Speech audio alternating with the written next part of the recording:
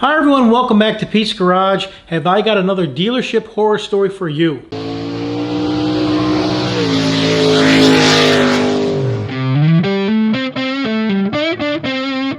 So I received a panic phone call from a young lady on a Saturday evening. She owns a 2018 Ford Focus, and she was saying that the ABS light would come on, it would go off, on and off.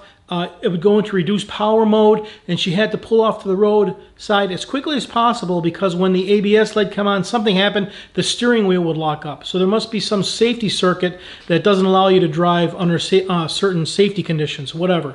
So she needs the car for work. So it's a Sunday. I told her, bring it over, I'll take a look at it. Now, again, this is a 2018 Ford Focus. She had some friends look at it, and they originally checked the brake fluid. And the brake fluid was really low. So they thought, since the brake fluid was low, it was sensing that there wasn't enough fluid, causing the ABS system to shut off and causing it to go into whether it's protection mode, whatever it is. But this car only has 33,000 miles on it. How could it have no brake fluid on it? She was thinking she needed a brake job. So I pull it in, I pull off the front tire. Yeah, it needed new brakes. After 33,000 miles, it needed brand new brakes. They were almost down the metal, so it was time. Now, in contrast, I have a 2018 Chevy Malibu, and it has over 60,000, almost 61,000 miles on it, and it still has the factory brake pads. So here we have a 2018 Ford Focus, 33,000 miles, and the brakes are already shot. Maybe she's got a heavy foot, I don't know. But anyway, I changed the first side, everything goes okay, and I go to the passenger side. And she tells me that previously this car was hit, not too long ago, within a couple weeks ago, was hit right on the tire. So it was towed to the dealership, and the dealership did all the work. That means they had to replace a lot of parts. If the tire was crushed in, they had to replace the steering spindle, the strut, some of the steering control arms, some of the control arm linkages had to be changed. And you would think when they had all of that apart, they would change the ABS wheel sensor at the same time. Well, they didn't do that. When there was the accident, whatever happened, partially tore the ABS wire. And what they did was they took the wire and simply put a crimp connector in the line with the yellow wire and just crimped it together. The other wire, the purple wire, was stripped bare, and they just put some electrical tape around it and they just wrapped it up. Now, since the bracket that holds this wiring harness in place, they put that on upside down and backwards, and since they put it upside down and backwards, they could not properly insert the grommet to hold the wire properly. So all they did was twist tie the wire to the strut and to the bracket, which is all wrong. They should never have done that. Number one, an ABS sensor, wheel sensor, is a part of the safety circuit. You don't crimp into a safety circuit wire, just like you don't crimp into a brake line with a compression fitting.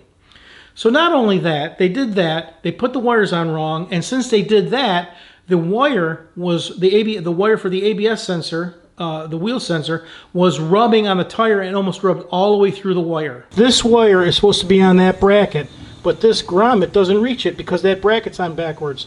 As a result, they just had this wire twist tied right against the strut, just like that.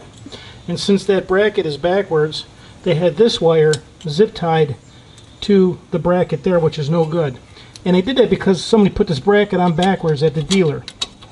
Okay, and all you have to do is take this bracket off, turn it around, when you put it on there right, now this wire can go in the grommet just like it's supposed to and properly support the wire for the ABS.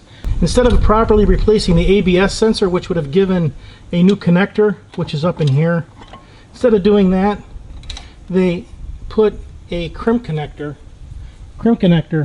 in the line with the yellow wire. So the yellow wire was in here crimp connected together, and the purple wire was completely stripped and bare. I just cut this piece out of the purple wire here. So since there was bare wire here, bare wire in the crimp connector, these two were touching, and that would indicate to the computer that the ABS sensor is bad. It was putting the ABS sensor light was coming on. It was going into protect mode. In this particular vehicle, when the vehicle goes into protect mode because of the ABS sensor and it goes on and off as much as it was, it locks up the steering wheel. This is a huge safety problem. They should have never ever put a, first of all, they should have just replaced the ABS sensor. This is bad.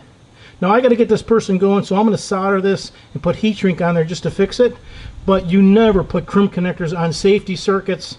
You never put a crimp connector on a safety wire, especially an ABS wire. Just like you never use fittings like a crimp connector or something like that in your brake line.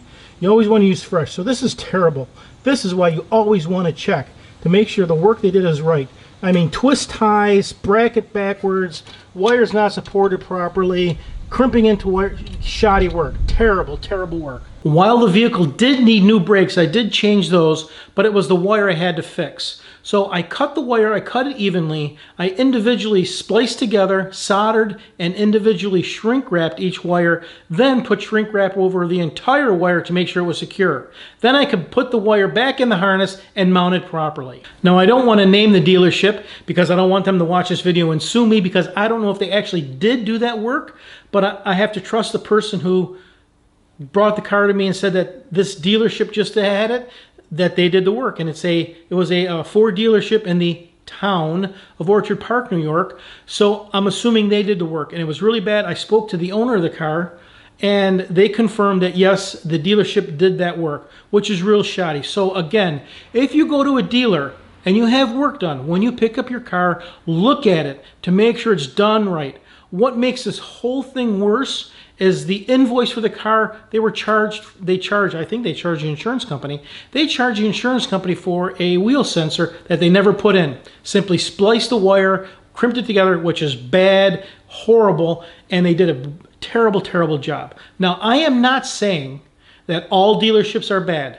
I'm not saying that all mechanics are bad. I'm not saying any of that stuff, because you know what? Most of the guys out there are great. I know mechanics. I have friends who are mechanics, and they are fantastic guys. Matter of fact, I just sent my parents to get work on their car just last week because they needed some work done on their car. I didn't have time to do it, and I had someone I trust to do it for them. So most mechanics are bad, but occasionally you'll get some people who do shoddy work, and I can't believe that they let this out of the dealership with this kind of work. I'm surprised the service manager never looked. No one ever even looked at this to see if it was fixed correctly, or if that's the way they wanted work to leave their shop. I would be embarrassed if I did this kind of work and sent it out and I recommended to the owner of the car. I gave him the wire piece that I cut out, all the wire ties. I took pictures. I gave him all the pictures. I said, go back to the dealership and tell them you're upset at what work was done and how much danger, actually the owner, it was his daughter's car, how much danger she was in by having a bare wire for a sensor. I think what happened was the wire in the crimp was loose, and I think it was making contact or losing contact periodically. The computer in the car thought that the wheel sensor was came back, and it was confusing the computer. The computer shut off the ABS system, and the traction control went into the defensive mode, and I'm not sure about the steering wheel lockup. I'd have to look into that, but that's what the owner claimed, and I have no reason to believe otherwise. So please, when you go to pick up your car from a dealership or any shop and work is done, always look at what was done. Read the invoice to see what parts you were charged for. Look at those parts. You don't have to know everything about cars to see what they did, and if they said they changed some front suspension parts, you can turn the wheel one direction and stick your head in there and look and see, are there new parts? This you could have easily seen with twist ties around the wiring and twist ties or tie wraps around parts. That is not right at all. And then to see electrical tape wrapped around a wiring harness with color showing, that's bad news altogether. You should be able to check that out. You should be able to notice that and not take it that. I would have never accepted the vehicle. As a matter of fact, maybe I'll do a follow-up and let you know what happens after all this is brought to the dealer. So just follow those simple rules. Check your work before you drive your car away. Bring the service manager out with you. Have him explain to you what was done to the vehicle. Have him show you where the work was done. Point to the parts. Point to this on the invoice. Say, where is this part? Show me what you did. Have them do that so you can go home, feel good that the repair was done correctly and professionally, and you won't have to worry about it down the road. I think this girl was very, very lucky, and that the steering wheel never locked. Can you imagine going on the thruway 50, 60 miles an hour, and all of a sudden this thing loses contact and something happens and your wheel locks up going 50? God, I'm just thankful that nothing happened. So please check on that. I'm here to help you. I got more videos coming up on all different kinds of stuff, so stay tuned. Thanks for stopping by Pete's Garage.